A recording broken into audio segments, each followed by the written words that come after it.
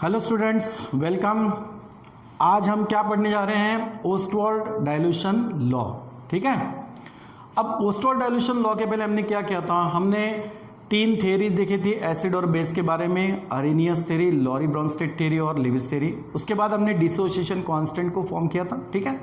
अब Ostwald dilution law में क्या है? ओस्टवाल्ड ने क्या किया है? अरेनियस का जो एसिड और बेस के बारे में जो कंसेप्ट है उसको क्वांटिटेटिवली एक्सप्रेस किया गया है। ठीक है। किसने? ओस्टवाल्ड ने।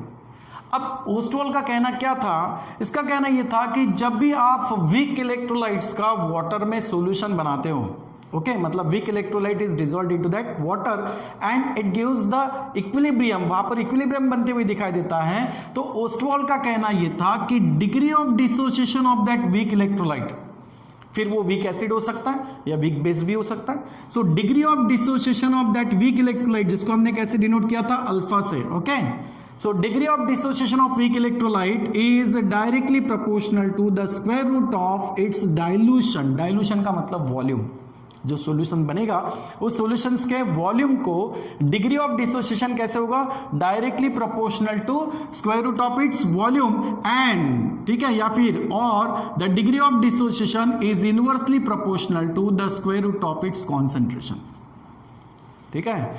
जो वीक इलेक्ट्रोलाइट का सॉल्यूशन बनेगा उसको डायरेक्टली प्रोपोर्शनल टू क्या रहेगा? Degree of dissociation directly proportional to volume of that solution and inversely proportional to the square root of concentration of that solution. Okay, ये किसका कहना था? ओस्टवाल्ड का। ठीक है। तो ओस्टवाल्ड ने क्या किया? अरेनियस के कंसेप्ट को एक क्वांटिटेटिवली एक्सप्रेस किया, कुछ मेजरमेंट किया उसने। ठीक है। अब देखते हैं कि ये किस तरीके से इसने प्रूफ किया। ओके। तो सबसे पहले वीक इलेक्ट्रोलाइट यानी वीक एसिड या वीक बेस कोई भी ले सकते हो। फॉर एग्जांपल हम वीक एसिड की बात करते हैं। ओके। इसके केस में क्या ये कंक्लूजन मिला और किस तरीके से मिला देखते हैं। So suppose consider a weak acid, जिसको हमने कैसे बताया था? HA से बताया था। Okay. So suppose consider that weak acid 1 moles of weak acid, मान लो 1 मोल ऑफ वीक एसिड लिया मैंने HA, ठीक है, इज डिजोल्व इनटू, ठीक है, इसको मान लो मैं डिजोल्व कर रहा हूं किसमें? Is dissolve into VDM cube of water. ठीक है। वाटर का मैंने कितना वॉल्यूम लिया? सपोज V, तो VDM क्यूब ऑफ वाटर में 1 मोल्स ऑफ वीक एसिड मैंने डिसॉल्व किया। क्या मिल रहा है यहां पर? This weak acid that is HA when dissolved into the water it gives is aqueous solution. Okay. अब एक्वस सॉल्यूशन बनने के बाद यहां से आपको क्या मिलेगा? कैटायन मिलेगा और साथ में क्या मिलेगा? एनायन। लेकिन वीक इलेक्ट्रोलाइट होने की वजह से ये कंप्लीट डिसोसिएट तो नहीं होगा, इसका पार्शियल डिसोसिएशन होगा। तो क्या होगा? पार्शियल डिसोसिएशन होने के बाद आयंस के साथ साथ आपको कुछ अनडिसोसिएटेड मॉलिक्यूल्स भी मिलेंगे। Okay. So then weak electrolyte is dissociate into its ion, ठीक है, then ions are form along with undissociated molecule and equilibrium is establish between them. इनके बीच में इक्विलिब्रियम बन जाएगा। ओके, समझ में आया? अब हमें अल्फा का रिलेशन बताना है। उसके लिए क्या करेंगे? देखो, इसके बारे में हमने पिछले क्लास में क्या निकाला था? डिसोसिएशन कांस्टेंट निकाला था। ओके। अब डिसोसिएशन कांस्टेंट कैसे निकाला था? लॉ ऑफ मास एक्शन से। तो dissociation constant law of mass action से कैसे मिलता है? It is the ratio of, क्या मिलेगा? Concentration of that product, okay, upon concentration of that reactant, concentration of reactant. इस तरीके से according to law of mass action ये डिसोसिएशन कांस्टेंट मिलता है। इसको पिछले क्लास में हमने सॉल्व किया था। ओके, हो गया। लेकिन क्या इसका रिलेशन अल्फा के साथ कैसे है? डिग्री ऑफ डिसोसिएशन के साथ कैसे है? ठीक है, उसको हम कैसे निकालेंगे? देखो, यहां पर हमें कॉन्सेंट्रेशंस की वैल्यूज रखनी है जिससे हमें K डिसोसिएशन कांस्टेंट और अल्फा का रिलेशन मिलेगा। क्योंकि देखो यहां प्रोपोर्शनलिटी दिख रही है। अगर हम इसको जब इक्वालिटी में कन्वर्ट करेंगे तो हमें कांस्टेंट लगेगा। ओके, वही कांस्टेंट की मैं बात कर रहा हूं। तो डिसोसिएशन कांस्टेंट ये मिल गया। अब यहां पर कॉन्सेंट्रेशंस रखने हैं। उसके लिए क्या करेंगे? ये जो इक्विलिब्रियम है, इस इक्विलिब्रियम को हम मान लेते हैं, जैसे फॉर एग्जांपल इसको थोड़े देर के लिए रख लेते हैं। पहले इसका कॉन्सेंट्रेशन देख लेते हैं क्या होगा। देखो, सपोज मैंने वीक इलेक्ट्रोलाइट को शुरुआत में 1 मोल इतना लिया है। मैंने बोल भी दिया यहाँ पर क्या लिया? 1 moles of weak electrolyte.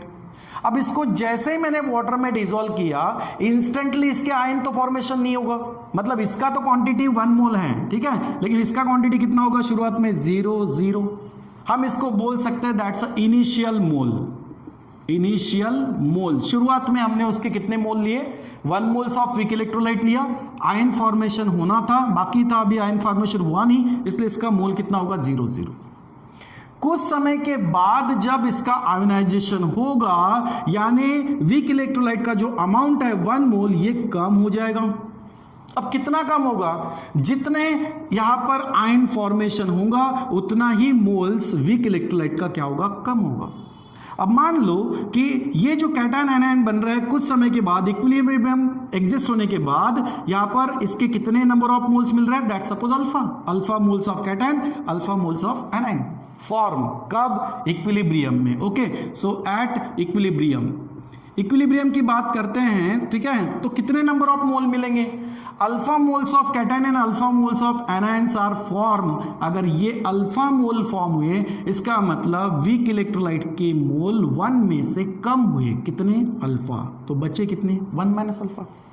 Okay, so alpha moles of ions are formed and 1 minus alpha moles of HA, that's undissociated molecules are remain.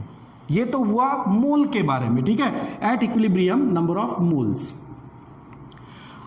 ठीक है, अब कॉन्सेंट्रेशन की बात करते हैं। सो कॉन्सेंट्रेशन एट इक्विलिब्रियम, इक्विलिब्रियम में, इक्विलिब्रियम स्टेट में कॉन्सेंट्रेशन क्या मिलेगा?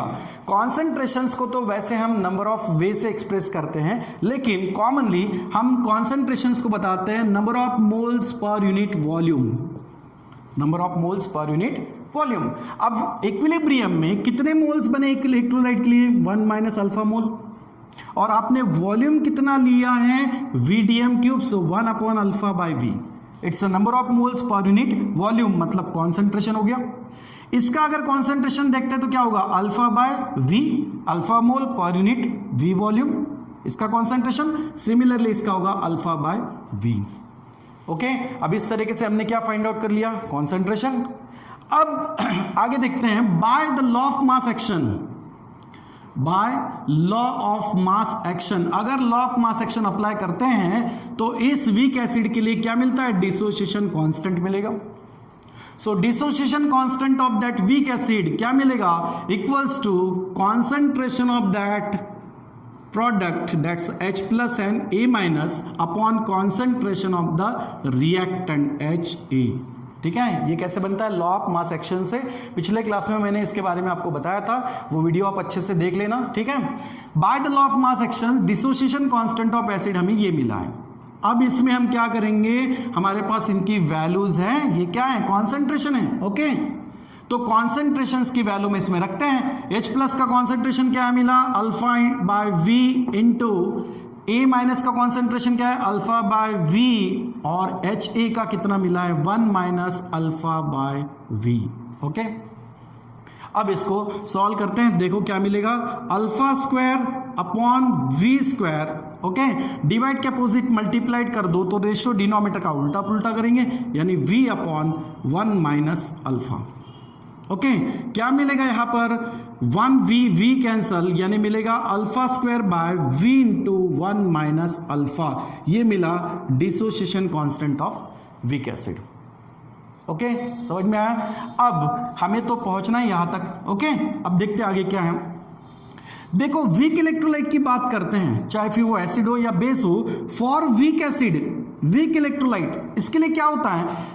वीक इलेक्ट्रोलाइट ही उसी को बोला जाता है कि जो बहुत कम डिसोसिएट हो, मतलब जिसका डिग्री ऑफ डिसोसिएशन बहुत कम हो, अल्फा की वैल्यू बहुत कम हो। अगर ऐसा हुआ तो क्या होता है? For weak electrolyte this 1 minus alpha is approximately equals to 1, क्योंकि अल्फा की वैल्यू बहुत कम रहेगी।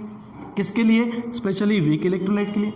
So for weak acid, the 1 minus alpha, this value is approximately equals to 1. अगर ये conditions हम यहाँ put up करते हैं तो हमें dissociation constant of that acid, weak acid क्या मिलेगा?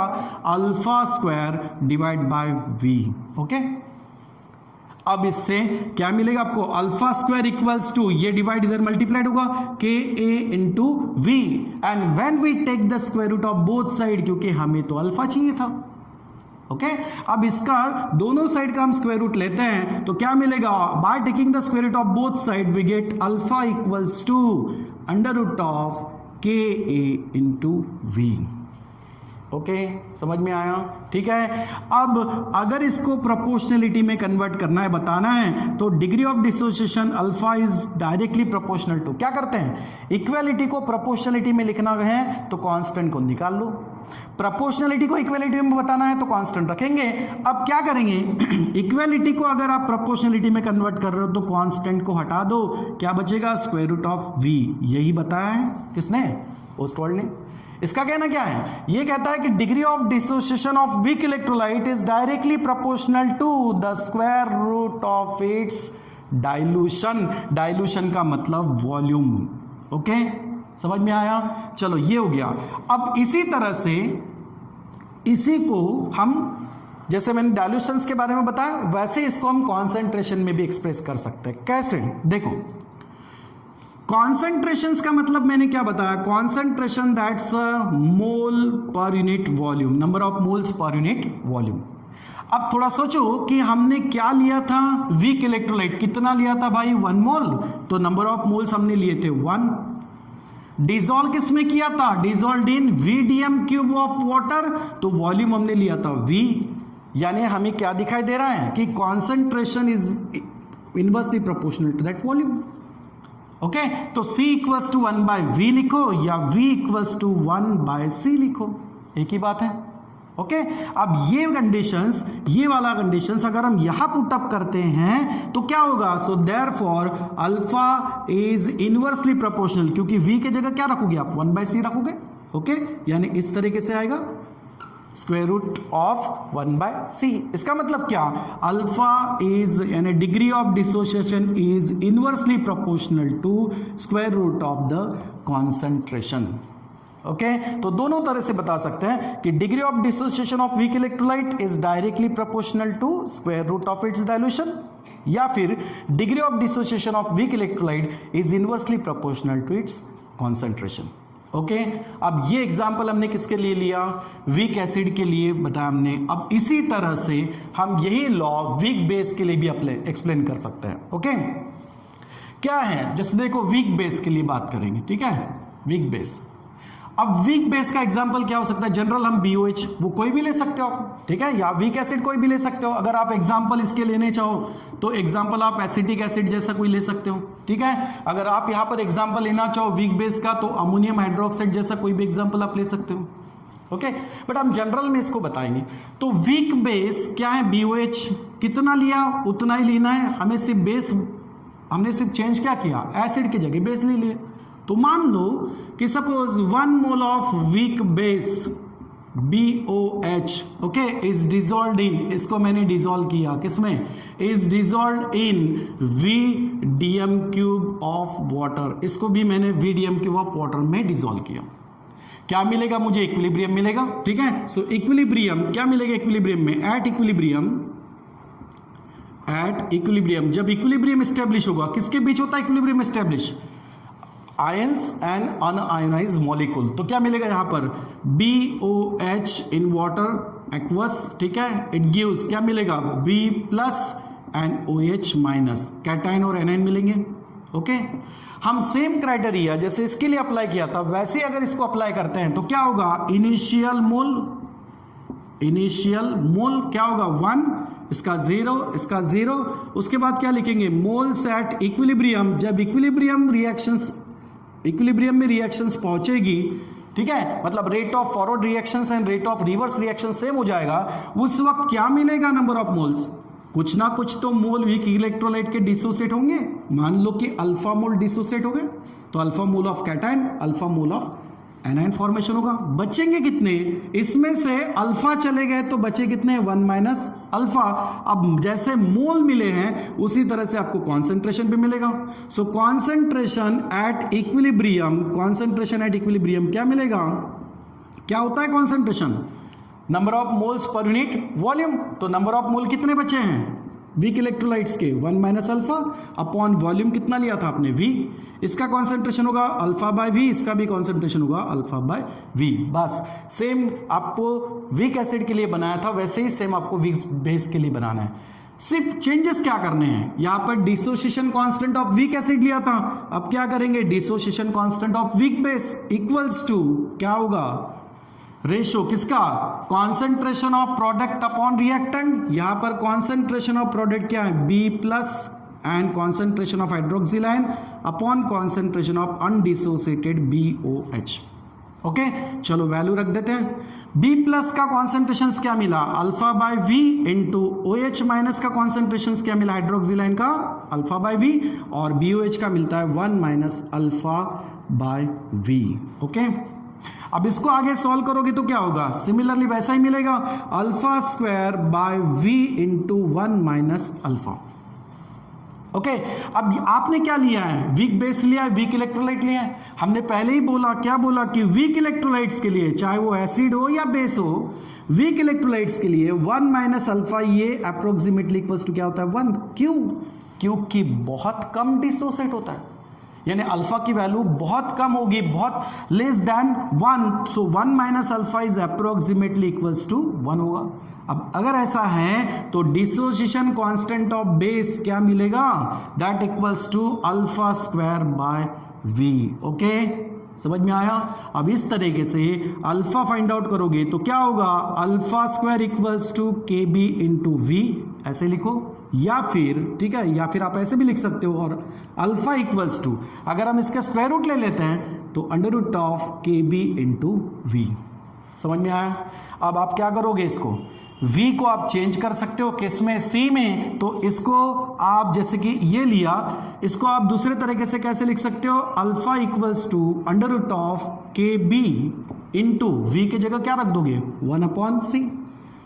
ओके तो रिजल्ट क्या मिल गया भाई, इससे रिजल्ट ये बनता है कि alpha is directly proportional to, जब आप इक्वालिटी को प्रोपोर्शनलिटी में कन्वर्ट करोगे तो कांस्टेंट को निकाल लो, that's the square root of V।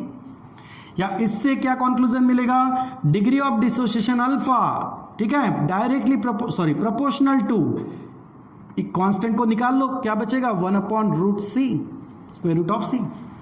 तो यहां पर भी कंक्लूजन क्या मिला, degree of dissociation is directly proportional to square root of dilution and degree of dissociation is inversely proportional to square root of concentration of weak electrolyte, फिर वो weak acid हो या वीक बेस हो। ठीक है, इसी को कहते हैं ओस्टवाल्ड डाइल्यूशन लॉ। तो ओस्टवाल्ड ने क्या किया, Arrhenius concept of acid and base को क्वांटिटेटिवली एक्सप्रेस किया। अब अरेनियस का कहना क्या था, अरेनियस कहता था कि that substance which when dissolved into that water gives the H+ ion या हाइड्रोजन आयन। तो एसिड लिया हमने, वाटर में डिसॉल्व किया, क्या मिला, हाइड्रोजन आयन मिला। बेस के बारे में उसका क्या कहना था, that substance which dissolved into that water gives the hydroxyl ion. तो हमने बेस लिया BOH, जो वाटर में डिसॉल्व करके क्या मिल रहा है, हाइड्रोक्सिल। आप एग्जाम्पल के तौर पे क्या ले सकते हो, वीक एसिड के लिए एसिटिक एसिड जिसमें हाइड्रोजन है, ठीक है, और वीक बेस के तौर पे आप ले सकते हो अमोनियम हाइड्रोक्साइड जिसमें क्या है, हाइड्रोक्सिल है। लेकिन ओस्टवाल्ड डाइल्यूशन को अरेनियस के ही कंसेप्ट को एडवांस करते हुए देखा गया है। इसका मतलब आप जब भी एसिड और बेस के एग्जाम्पल लेंगे उसमें हाइड्रोजन और हाइड्रोक्सिल होना जरूरी है। ओके समझ में आया। सो ये है ओस्टवाल्ड डाइल्यूशन लॉ। ठीक है बेटा, समझ में आ गया। चलो इसका नेक्स्ट पार्ट हम नेक्स्ट क्लास में देखेंगे। ठीक है, थैंक यू।